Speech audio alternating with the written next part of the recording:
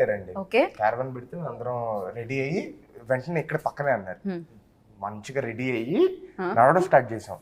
వేడి ఎండ కొడుతుంది, నడుస్తాం అనమాట. అది కూడా మధ్యాహ్నం స్టార్ట్ అయింది. మధ్యాహ్నం నడుస్తాం అనమాట.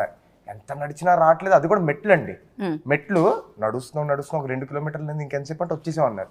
చూస్తే రూట్ లేదు, అక్కడ నీళ్లున్నాయి, దానిపైన దూక్కుంటూ వెళ్ళాలంట ఆ బీచ్ లోకి. గోడ దగ్గర అయితే హైలైట్ అండి.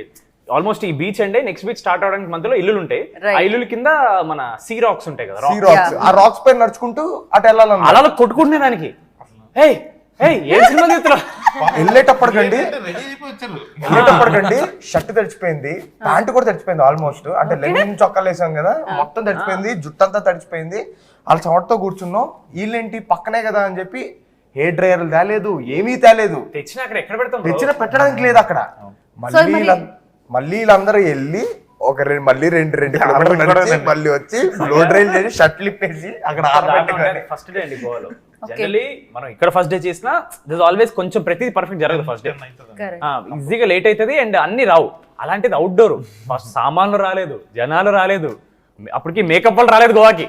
సో ఇంత ఫన్ స్టోరీ వెనకాల చాలా కథే ఉంది, చాలా పెద్ద కథే ఉంది. లేదు సినిమా అది కదా. ఒక షార్ట్ చేస్తానని చెప్పి బ్యాక్గ్రౌండ్ లో పెట్టి మీరు అందరూ తలలు పైకెత్తుకుని చూడండి. మధ్యాహ్నం 12కి ఎండ కొడుతుంది. కాదు, ఎన్ని కంప్లైంట్లు ఉన్నాయి అసలు. ఒకళ్ళు అయిపోయింది కాబట్టి ఇప్పుడు చెప్తున్నాం మేము కంప్లైంట్. అమ్మో, హారిక గారు ఇవన్నీ డే 1 డే 2 దాని తర్వాత అందరూ సర్దుకుంటాయి.